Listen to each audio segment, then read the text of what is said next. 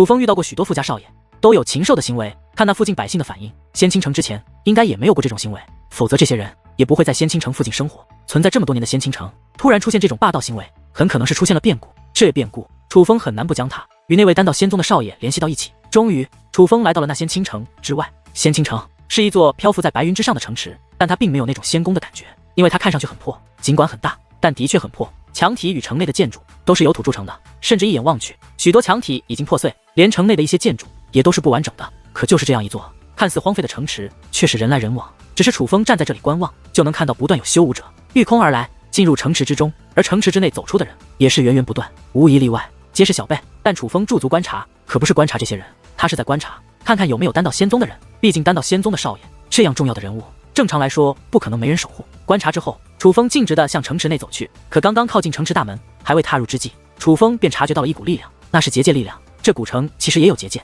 但那结界较为久远，留下了远古气息。可是楚风刚刚穿过的结界，却是最近才布置而成的。而楚风身为界灵师，能够察觉到那是一种测探的结界，他的修为可能已经暴露了。果然有猫腻。楚风虽然没有停步，而是径直走入城池之中，可楚风心中却已经有了数。这结界虽然被楚风发觉，但其实也很隐秘，证明布置者的实力不俗。其他界灵师应该没有这个闲工夫在这里布置这样一道结界，所以楚风猜测，这覆盖了仙倾城的结界，应该是丹道仙宗的人布置的，就是想以结界来监视那进入仙倾城的都是些什么实力的人。果不其然，都被楚风猜对了。在仙倾城之外，还有着一座隐藏的浮空战船，战船的船头位置聚集着不少人，那都是丹道仙宗的人，大多数人以侍卫姿态分布在船头处。其中2个人身份较为特别，其中一个黑发老者，头发盘于头顶，虽是老者，可面色红润，五官饱满，看上去并不苍老。而在黑发老者身旁，还有一位白发老者。白发老者头发如雄狮一般散开，哪怕闭着眼睛，可那双雪白的剑眉也能彰显出他的凶悍。白发老者的姿态应该不像是修炼，而像是闭目养神。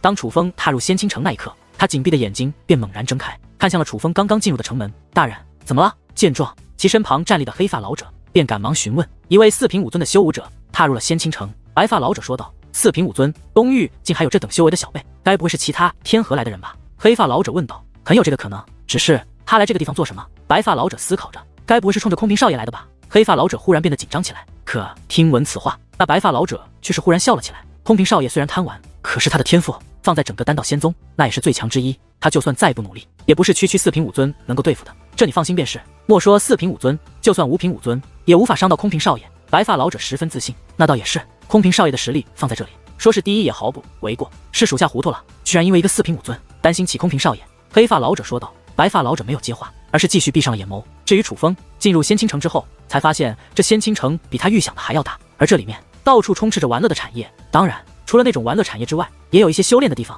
楚风进入之后，怕打草惊蛇，并没有拿出江空瓶的画像来询问众人，而是释放出精神力，用精神力来听众人的交谈，以此来收获消息。城池内的人很多，交谈的人更多，消息极为杂乱，但好在楚风精神力够强，能够定制心神，分辨消息。若是换做其他人，用这样的方法，恐怕会走火入魔。只不过楚风精神力再强，但能收集到的消息却不是楚风所控的。短时间之内，楚风并未听到关于江空瓶的事，但却阴差阳错的走到了一处街角。在这里聚集着一伙人，这伙人的中间摆放着一个高高的椅子，那椅子足有10米来高，哪怕其周围人山人海，但大家都能看得到那椅子的顶端。而在椅子顶端盘坐着一名女子，那女子长相一般，穿的就像个小乞丐，而她的双掌对方却又并未碰到。原来在双掌之间悬浮着一颗水晶球，那水晶球拳头大小，其中流动着特殊的力量。楚风看着那水晶球，眼中露出诧异的目光。那水晶球内的力量非常特别，那似是一种可洞察天机的力量。楚风猛然想起，他走到这里可并非是无意，而是收集消息的时候，有一些消息也让他颇为好奇。这里传递出的消息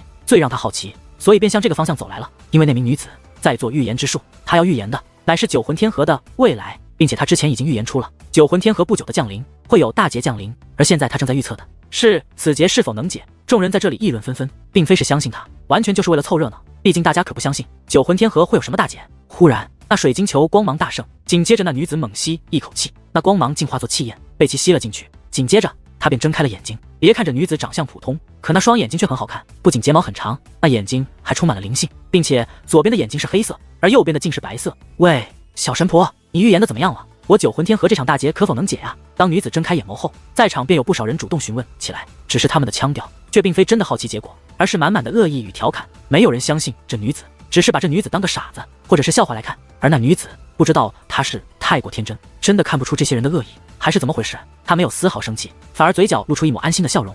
诸位大人可以放心了，结果已经出来了，乃是虚惊一场。我九魂天河这场大劫会被人阻止，而且能够阻止这场大劫的人就在仙倾城之中。那女子说道：哟，真是越说越玄乎了呀！这大劫不仅能解，而且那破劫之人就在城中。那你倒是说说此人到底是谁啊？人群之中又有许多人追问起来。这个我倒是预测不出，但大劫能解本身就是一件大喜事了。女子笑眯眯地说道，看她的笑容不像是装的，而是发自内心的开心与安心。那你倒是具体说说，这大劫是怎样的大劫？那能破劫的人又是怎样破劫的？又有人问道。这个我也预测不出。女子说道。妈的，说了这么多，等于没说，你就是个死骗子。忽然有人发出恶言。不仅如此，人群之中更是有一名大胡子男子一跃而起，来到那女子身旁，并且还一把抓住了女子的衣领，将女子给硬生生的提了起来。小骗子，说吧，你在这里骗人到底有何目的？是不是想要骗我们的钱财？那大胡子男子说话间散发出了6品至尊的修为，而这个修为在场之中那已是不弱。我没有。女子连连摇头，她变得十分紧张。不是骗财，那就是骗色了。就你这个长相，我家的最丑的婢女都比你强，居然也好意思骗色。那大胡子男子竟开始当众羞辱女子，而他的羞辱却换来了在场许多人的笑声，这让楚风剑眉倒数。人性之恶在这里开始显现，而他最厌恶的就是这种恃强凌弱的人。我真的没有骗人，我说的都是事实，我也没有什么目的。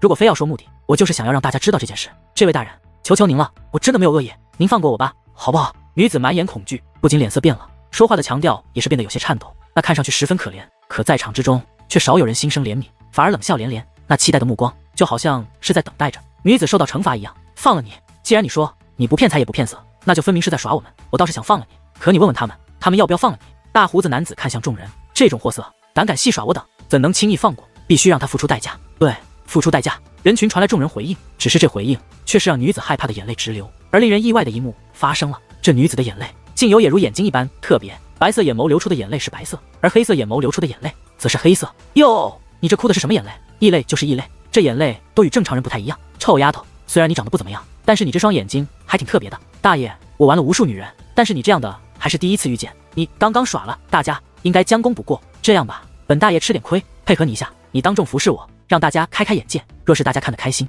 就放你走。诸位，你们觉得如何？大胡子男子问向台下众人，而此时台下一些女子觉得大胡子太过无耻，转身离去。少部分男子也是走开了，但却没有人为女子求情，反而众人变得兴奋。那阵阵呼唤中，许多人竟都赞同了大胡子的意愿。大庭广众发生这种事，居然没有人管，看来仙倾城也是个法外之地。楚风摇头叹息，其实他早就看不惯这些人欺负这女子了，但是他迟迟没有出手，就是想要看看大胡子在这里引起的动静是否会有人出来管理。毕竟等一下，等他找到丹道仙宗的那位少爷，也一定会闹出动静的。而眼见着没人管，其实倒是合了楚风心意，毕竟这可以证明，就算等一下他闹出动静，多半也不会有人多管闲事。于是楚风看向了大胡子，眼中涌现出一抹狠色。他与女子并不相识，他也不确定女子说的预言是真是假，但大庭广众之下，一个男子这样欺负一个女子，楚风就看不惯这种行为。既然确定了自己想确定的，自然不能放任大胡子继续欺负着女子，放开他。可就在楚风准备出手之际，人群之中却响起了一道怒斥。怒斥响起，人群顿时散开，一道身影清晰地浮现在人海当中。这是一名男子，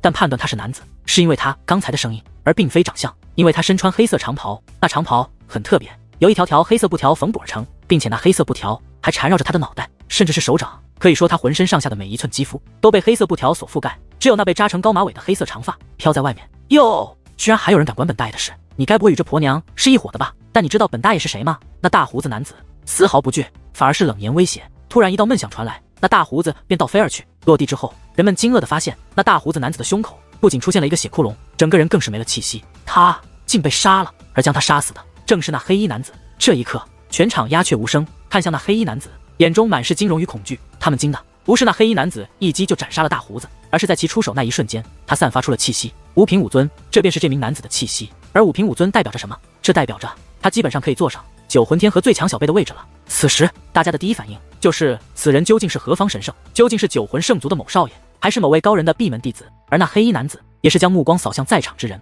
只不过的眼中确实满含冰冷。你们听好了，谁都不许再找这姑娘麻烦，否则我要七狗命！怒斥之后，黑衣男子便转身离去。在场之人吓得不敢作声，但也不敢动弹，生怕一个行为引得男子不满，换来杀身之祸。唯有楚风盯着那黑衣男子。先前楚风的确没有发现这黑衣男子，可此时仔细观察，便可发现他那由黑色布条编织而成的衣服，乃是一件特殊的至宝。此宝物很是古老，虽无法判断有何用处，但必然不是寻常之物。不知此人是不是丹道仙宗那位少爷？楚风第一反应便是觉得此人很可能与丹道仙宗有关，就算不是他要找的那个人，也多半是丹道仙宗的人，因为他很强。这样的小辈不像是东域的人。突然之间，楚风神色一动，他在此期间始终释放着精神力，捕捉着这仙倾城内的所有消息。而此刻，楚风捕捉到了一个消息，那些最近被抓回来的年轻女子被聚集在了一起，并且在护卫的护送下，要统一送往一个地方。楚风觉得那个地方很可能就是丹道仙宗那位少爷所在的地方。楚风不敢迟疑，身形一纵，便离开了此地。那黑衣男子原本已经走远，可是当楚风离开之后，他却忽然止步，回头看去，他所看的地方刚好是楚风先前所站的地方，而此时他的目光更是颇为特别。眼下楚风已经来到了那些年轻女子聚集的地方，如楚风所料，这些女子年龄都很小，并且皆是长相较为出众的女孩子，仿佛已经预见了自己悲惨的命运。她们皆是泪流满面，哭声不断。哭什么哭？等待你们的是荣华富贵，而不是天灾人祸。等一下你们就知道了。真他娘的蠢！护卫们还在尝试劝女子们不要，只是不仅劝的方式很是霸道，且对于他们的话，女子们显然也不相信。别说他们不相信，楚风也同样不相信。楚风已经观察过了，只是此刻聚在这里的女子就已经有100多名了，那可想而知，真正遇害的女子应该会更多。想到这里，楚风心中怒意更盛，甚至对那丹道仙宗少爷动了杀心。这种禽兽不该留在这个世界上。但是楚风还是强忍着心中怒火，没有发作，因为他还不知道那个丹道仙宗少爷现在何处。在找到他之前，楚风还不能闹出太大的动静。于是楚风隐藏身形，跟着他们同行。最终，楚风他们被带到了一座富丽堂皇的宫殿面前。这宫殿有至宝守护，楚风在外面竟看不穿其内部的情况，而进入宫殿后才发现，宫殿之内已经聚集了上千名女子。她们虽然普遍修为不强，但却都是年轻貌美的女子。显然，她们应该就是之前被抓到这里的女子们。只是这些原本就待在这宫殿内的女子们，相比于刚刚到来的女子们，她们并没有哭泣，反而有说有笑。这与楚风预想的可全然不同。而听到身旁之人的交谈，也是真相大白。原来这些女子被抓到这里，并非是为了伺候谁，而是要她们练成一个特别的舞蹈，为一位贵客展示。当然，这舞蹈并不容易练，哪怕有人教，也是需要一定时间来排练。而听闻那个贵客也是一个年轻的少爷，只是具体是谁，这里负责教女子们跳舞的人也不知晓。他们只知道那少爷身份高贵且实力强大，而这个身份倒也是与丹道仙宗的少爷相符。难道是我想错了？那丹道仙宗的少爷并非是禽兽，只是单纯的贪玩。楚风猜测着。可就在此时，又有一批人进来了。这些人进来之后，便立刻引起了全场人的注意。这进来的总共12人，其中10人乃是穿着相同服饰的护卫，而另外2个人乃是2名男子。正是这2名男子引起了人们的注意。这2名男子皮肤白皙，长相英俊，是那种典型小白脸的类型，长得太好看了。只凭长相来看，说他们是女子也有人信，但是他们长得较高，并且没有穿衣服，所以一眼就能分辨出他们是男人。大人，放过我们吧，我还有高龄的父母等着我养老送终呢，求求您了，放过我们吧。2名男子进来之后便苦苦哀求，哭的甚至比那些女子还要惨。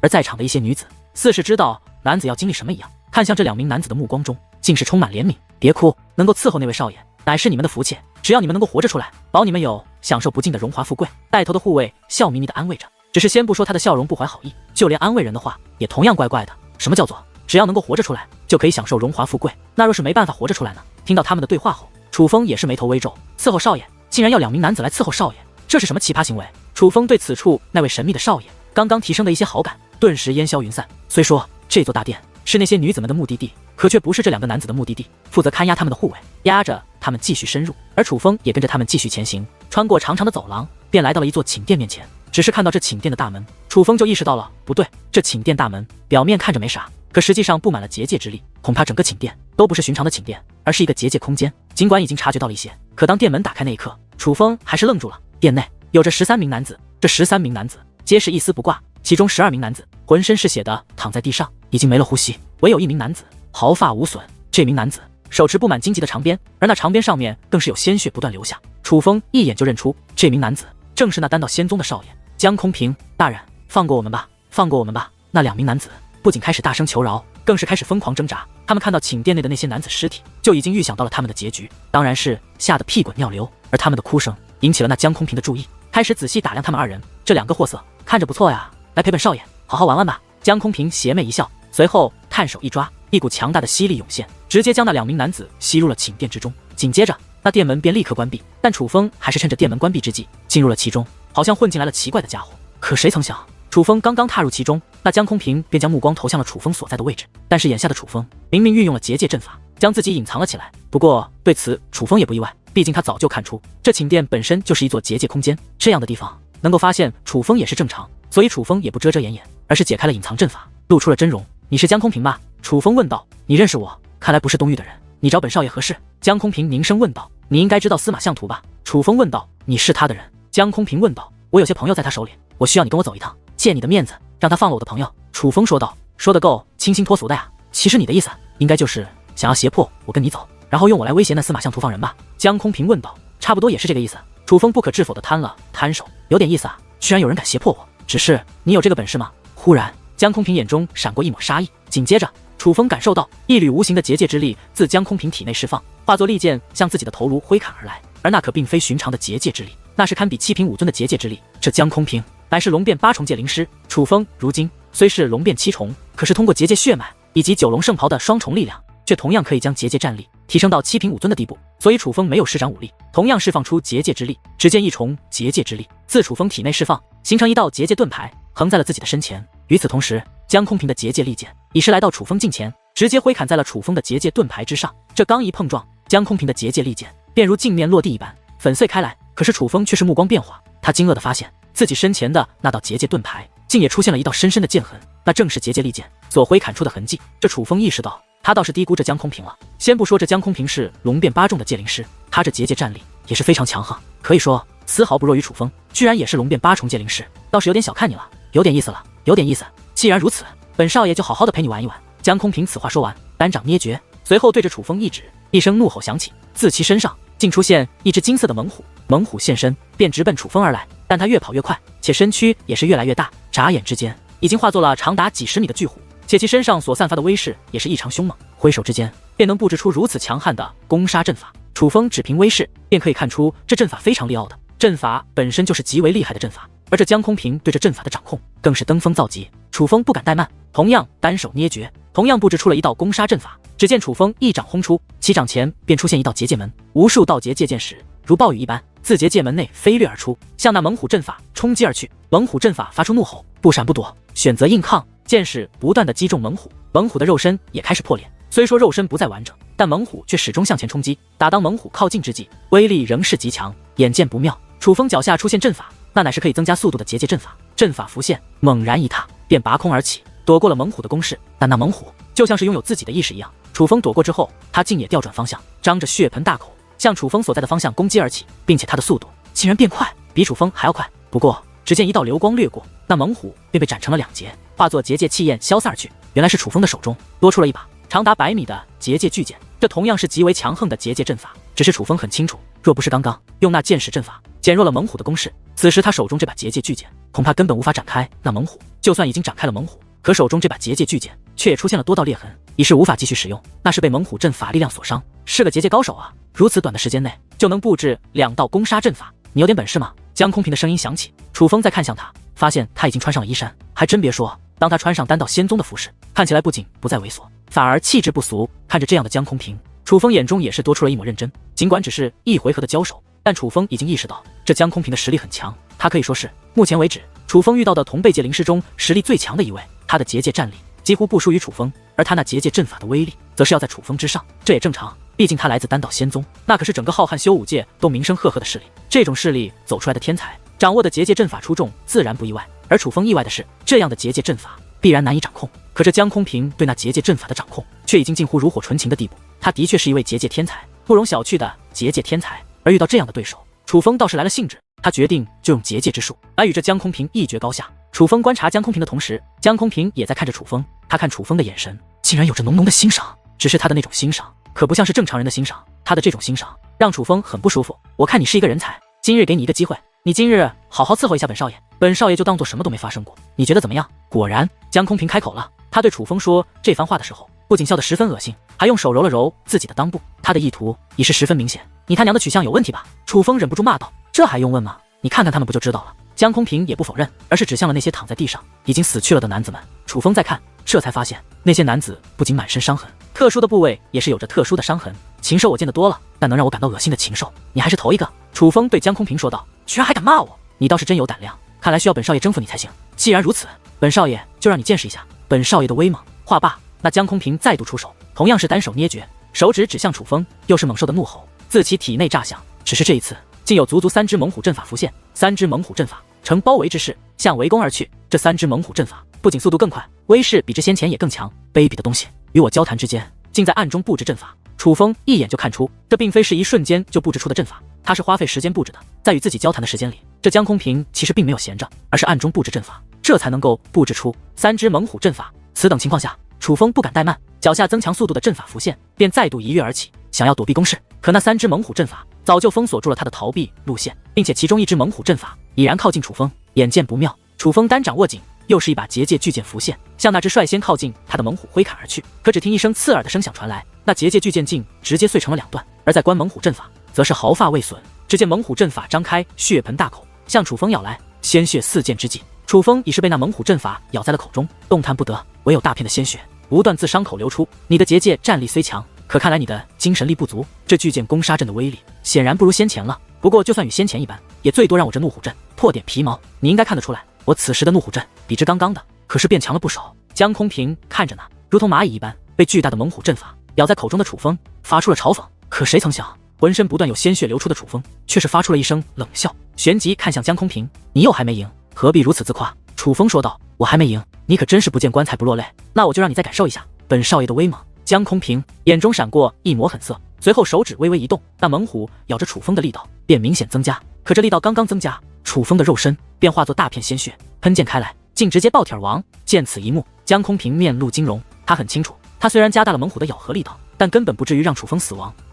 但很快他脸上惊容更浓，因为他惊愕地发现，楚风肉身碎裂虽化成的血水竟产生了变化，那血水化作了结界之力，飘在了半空之中，那根本就不是楚风本体。该死！看到这一幕，他猛然意识到了什么。可就在此时，他感觉胸口一热，低头一看，只见一把结界长剑已经洞穿了他的胸口。回头观望，那手持结界长剑的人正是楚风。楚风此时乃是毫发无损，哪里像是受过伤的样子。你是在刚刚与我交谈的时候就已经暗中布置了替身阵法，而你的本体早就偷偷潜到了我的身后。江空平对楚风问道，但已经猜到了答案，但还是想要得到确定的回答。既然你都知道了，又何必多此一问？楚风笑道，只是他的这抹笑容却是有些气人。卑鄙的家伙，不敢与我正面抗衡，只敢玩卑鄙手段。江空平开始变得愤怒，他之所以愤怒，是他觉得正面交手，楚风不是他的对手，他败给楚风完全是因为大意，不是他技不如人，只是因为大意才败了。我承认你的阵法很强，但界灵师交手靠的不仅是阵法的强弱，更多的是对阵法的运用。你身为界灵师，不会这一点都不清楚吧？楚风说道。你若非要这样说，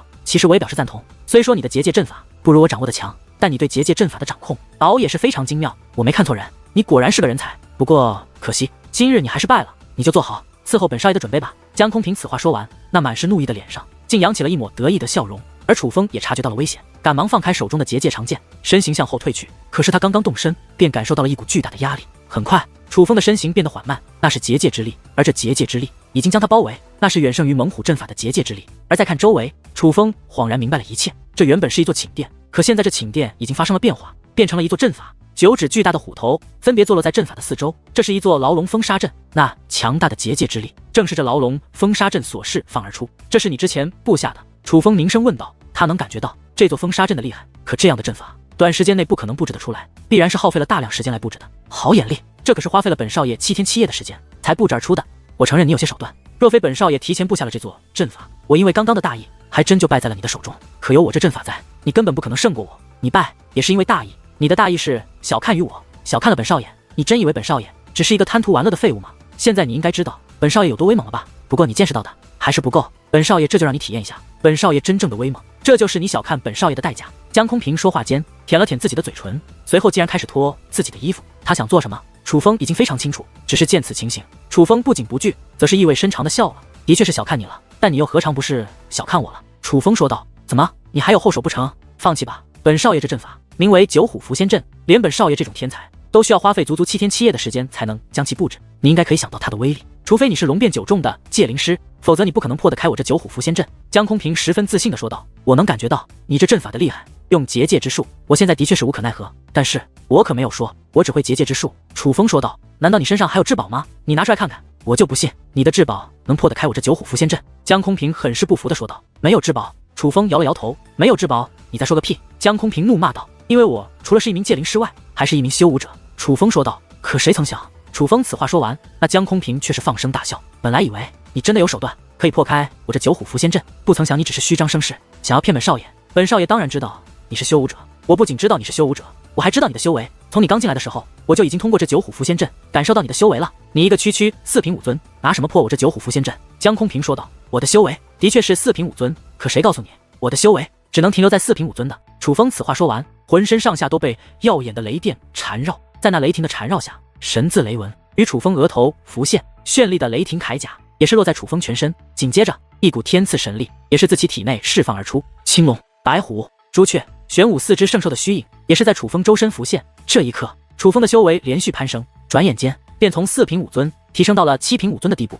神罚玄功、天赐神体，你竟同时掌握了这2种手段，你这家伙真是个人才。看着楚风此时展现出的力量，那江空平也是十分吃惊，但很快他又眯起了双眼。不过这应该是你的极限了吧？4品5尊的修为能够提升到7品5尊，的确足够惊人。可7品5尊的修武者与龙变8重的界灵师有何区别？我这九虎伏仙阵，你仍是无法破之。江空平说道。是吗？那我就让你看看我如何破开此阵。楚风说话间，太古英雄剑已经握在手中，只见雷芒涌动之际，强大的气势也是自楚风体内席卷而出。只是那气势便逼得那江空平连连后退。这是什么鬼东西？看着此时的楚风，江空平的眼中第一次涌现出了恐惧。只见楚风手中的太古英雄剑猛然落下，那耀眼的雷霆光刃横扫而去。雷霆光刃所过之处，一切尽毁。很快，这江空平7天7夜来布置的九虎伏仙阵便被彻底摧毁。同时，江空平也是身负重创，浑身是血的倒在地上，动弹不得。虽说楚风那雷霆光刃并没有直接攻向江空平，可在楚风的催动下，那雷霆光刃的余威还是伤到了江空平。只是余威就足以将其重创，因为这可不是寻常的雷霆光刃，它之所以能够具备如此威力，乃是因为它具备逆战1品的战力。这正是楚风当下最强的手段之一——9重天雷斩的第一斩，一斩天雷线。可是击败江空平之后，楚风却并没有直接把江空平抓起来，因为他已经没有那个力气了。楚风表面没什么，只是站着不动，可实际上此时体内汹涌的力量正在席卷全身。反噬是9重天雷斩的反噬，并且这一次的反噬比之前还要凶猛得多，凶猛到楚风连动都不敢动一下，生怕一动那反噬会更为严重。直到凭借自己过人的意志力，让那反噬稍微缓解一点之后，楚风才赶忙从乾坤袋内取出一大把丹药。那丹药药力极强，但却不可同时服用，否则会对身体造成难以治愈的伤害。但眼下楚风却将它们全部塞入了口中，楚风没有办法，只有这个方法才能够压制他的反噬。丹药入口之后，楚风才长舒了一口气。可是此时的他脸色却已苍白如纸，汗水更是遍布了全身。看来这一招对你来说也是有很大的负担。就在此时，有一道声音响起。听到这个声音，楚风也是脸色大变，因为那并非是江空平的声音。顺声观望，果然又有一个人出现在了这里。而这个人楚风见过，乃是先前救下了那名女子的黑衣男子。是你？楚风看向黑衣男子，其实并未感到太大的意外，毕竟楚风早就猜测此人是丹道仙宗的人。如今江空平遇难，他来救场也是情理之中。楚风，此人你不能带走，你也不能走。黑衣男子对楚风说道：“你认得我？你是什么人？”听闻此话，楚风忽然觉得自己可能猜错了，丹道仙宗的人应该不会知晓自己吧？我是什么人不重要，我不想伤你，所以你不要反抗，你束手就擒即可。男子说话之间，便缓缓抬起手臂，只见其右手张开，一张黑色的大网便自男子的手掌之中喷出。那像是武技，但又不是像是寻常的武技，散发着诡异的气息。那气息让楚风感到熟悉，可一时之间却又想不到那到底是什么力量。而最令楚风惊讶的是，这黑衣男子明明是5品5尊，可是那黑色大网的力量却是达到了7品5尊逆天战力，并且是逆战2品的逆天战力。这黑衣男子竟比楚风想象的还要强大的多。一斩天雷线，眼见不妙，楚风也不怠慢，再度施展出了9重天雷斩的第一斩。楚风已经察觉到了黑衣男子的不简单，而他遭受反噬，战力已大不如正常状态。这种情况下，他不想拖延时间，所以想一击制敌。而9重天雷斩的第一斩是现在他最有把握的手段。雷霆光刃再度浮现，虽然威力比之刚刚弱了不少，可它所蕴含的威力却仍是达到了8品5尊的战力，并且这一次的雷霆光刃是直奔那黑衣男子而去的。可只见黑衣男子手臂再度抬起，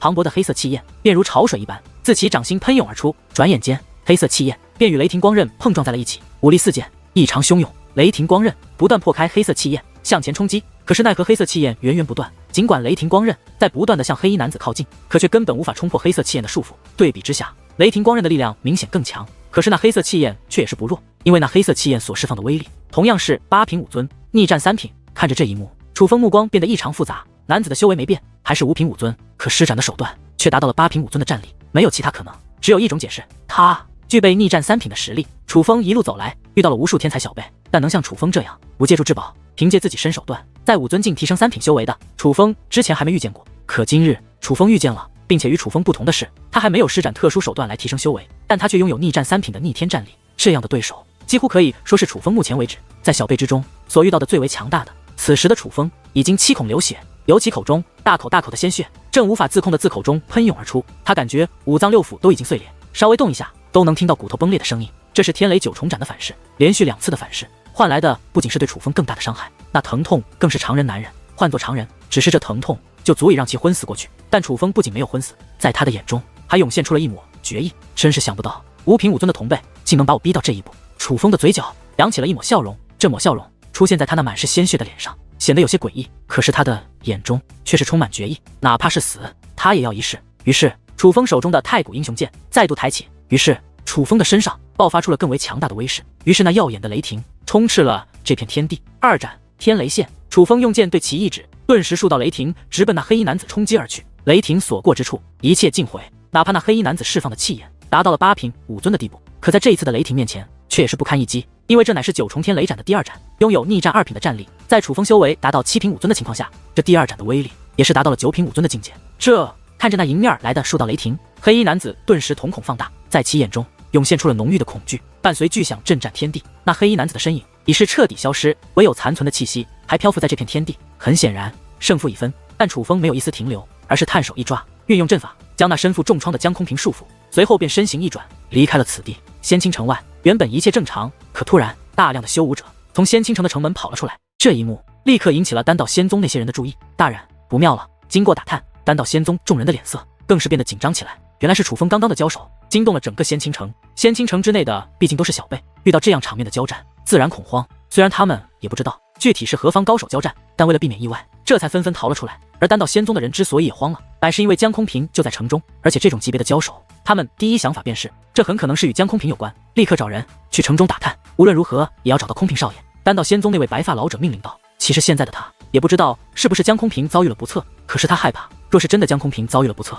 那他也要大祸临头。但他不知道的是，就算他能确定是江空平遭遇了不测，他也是没有办法了，因为楚风已经带着江空平离开了仙清城，并且因为入城之时，楚风就知道有人在城外布下了阵法，所以楚风离开仙清城的时候也是施展了应对的手段。这也是为何丹道仙宗的那些人在楚风入城的时候观察到了楚风，可是在楚风出城的时候却没有观察到楚风的原因。可尽管楚风成功抓到了江空平，并且也顺利的离开了仙清城，也离开了丹道仙宗那些强者的掌控范围，但楚风的情况却非常不乐观。眼下的楚风正运用可以提升速度的结界阵法快速的赶路，可实际上他的双眼已经变得空洞无神，楚风已经丧失了意识，他的身体因遭受反噬早已到了极限，现在的他完全是凭借自己的毅力与信念支撑着自己逃离。可这种状态楚风也无法长时间的维持，当楚风飞掠到一片大海的上空时，他终于坚持不住了，身子一歪便失去御空之力，坠入了大片汪洋之中。楚风彻底陷入了昏迷，而这一昏迷便是足足3日。这3日时间，楚风的身体一直沉在这片海洋的底部。忽然海水产生巨大波动，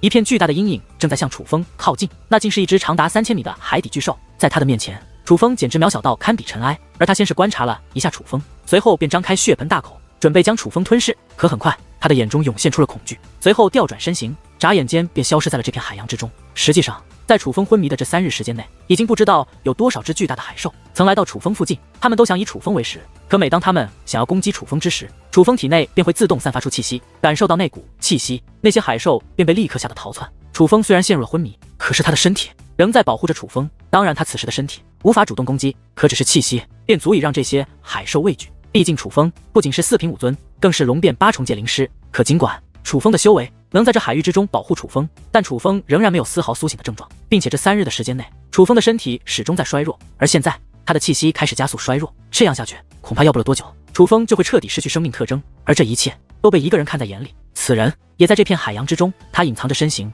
尽管距离楚风较远，可楚风的一举一动他都能清晰地看在眼里。这个人乃是狱宗的那位狱将大人。当日狱宗地狱使离开之后，楚风曾进入湖泊寻找狱宗地狱使所见之人，尽管楚风未能找到，可狱将大人却一直暗中观察楚风，并且他一直跟随楚风，不仅跟着楚风去了九魂圣族，更是跟着楚风一直来到了这里。他甚至还悄悄的在楚风身上留下了结界印记。这也是为何楚风进入了仙清城后，明明是用隐藏手段逃出来的，但这位狱将大人却也能找到楚风的原因。看着楚风这个样子，狱将的目光开始环视周围，那目光很是特别，仿佛这海洋内的一切都能被他看穿，那是一种极为厉害的观察手段。只是一番观察之后，他却是感到茫然，已经这个样子了，还不来救？难道真的没有人暗中守护他吗？那位与他到底是何关系？玉江再度看向楚风，不由得小声嘀咕起来。他本来以为会有人暗中守护楚风，并且守护楚风的那个人很可能就是那位背着斧头的强大男子，可现在来看，楚风他好像根本没有人守护的样子。若真的有人守护，不可能放任楚风这个样子不管。这样一个天才小辈，居然真的没人保护，这到底是怎么想的？看着这样的楚风，狱宗的这位狱将大人也是有些心疼了。他本不想插手楚风的事情，可眼见楚风生命都危在旦夕，他决定破例一次，于是他取出一颗黑色的丹药，那丹药出现之后，周围的空间都产生了异动。手握丹药，他便向楚风所在的方位靠近。可忽然他停住了，并且他的眼中也是出现了一抹金色，而越是观察，那眼中的金色也是越浓。我没看错吧？这该不会是……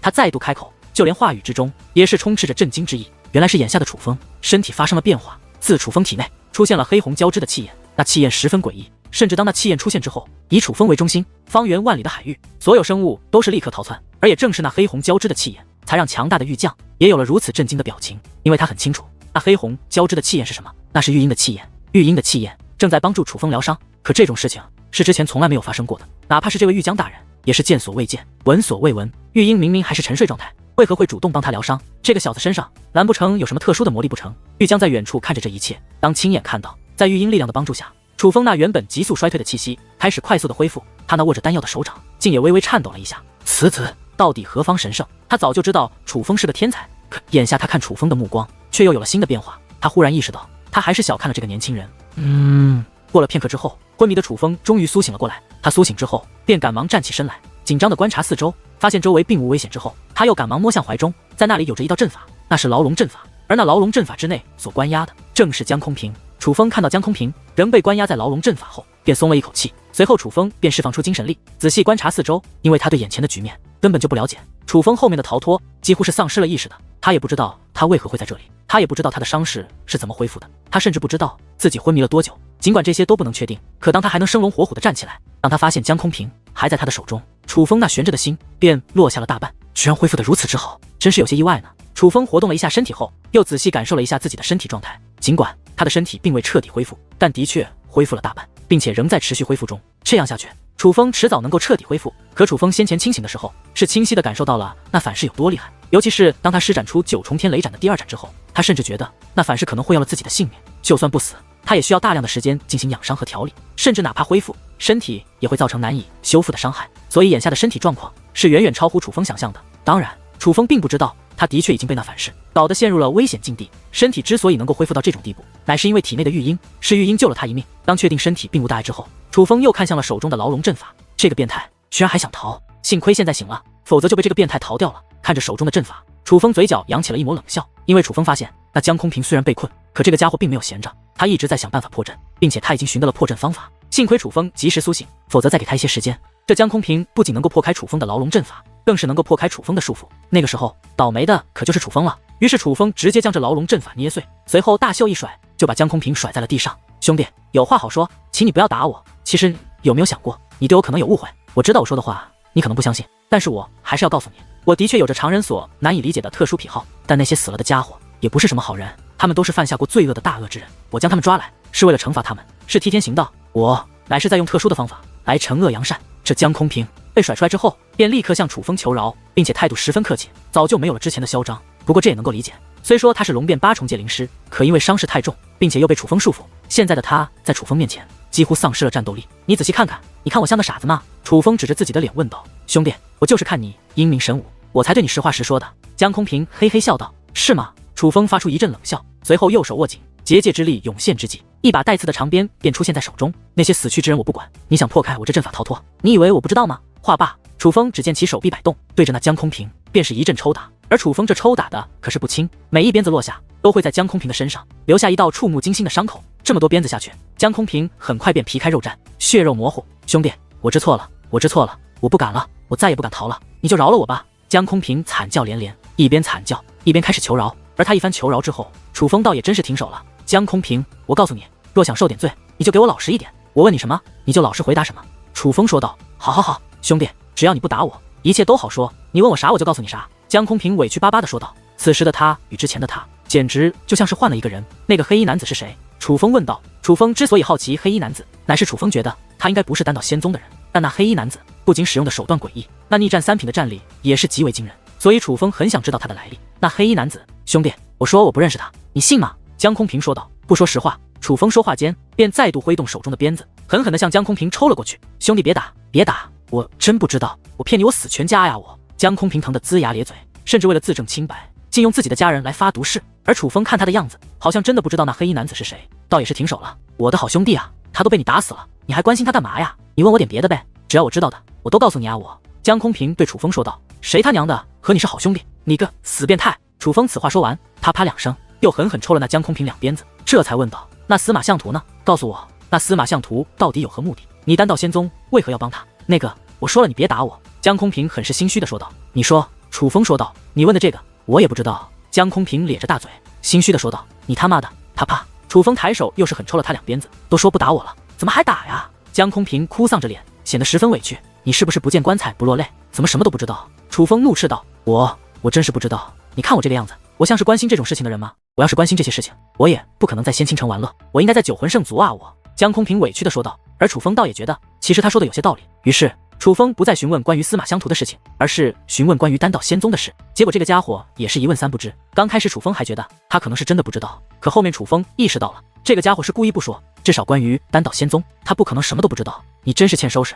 于是楚风收起了手中的鞭子，但他没有打算罢手，而是开始使用更为狠辣的手段来折磨这江空平。但一番折磨之后，这江空平反而是让楚风有些刮目相看了。楚风自信地认为，他折磨人的手段一般人是扛不住的。这江空平在这过程中也的确是哀嚎不断，惨叫连连，叫的那叫一个惨，比杀猪还刺耳。可奇怪的是，这个家伙虽然嘴上求饶的话说个不停，可他却硬生生一滴眼泪没有掉，并且求饶归求饶，楚风所询问的事情，他依旧是一问3不知，俨然就是一个嘴硬的家伙。而一番折磨之后，江空平也是变得异常虚弱，继续下去，楚风也担心他会死掉。这种情况下，楚风也是无计可施了。无奈之下，楚风只得放弃从江空平这里得到线索的打算，而是开始赶路，并且赶路的同时，也开始为江空平疗伤。终于，在即将抵达九魂圣族的时候，江空平的伤势已经好转大半。可当江空平再度被楚风从那牢笼阵法放出来的时候，他却顿时慌了。兄弟，这是啥呀？你要对我做什么？出来之后，江空平便连连后退，因为在他的面前有着一座已经布置完成的阵法。身为戒灵师，他能看得出来，楚风所布置的阵法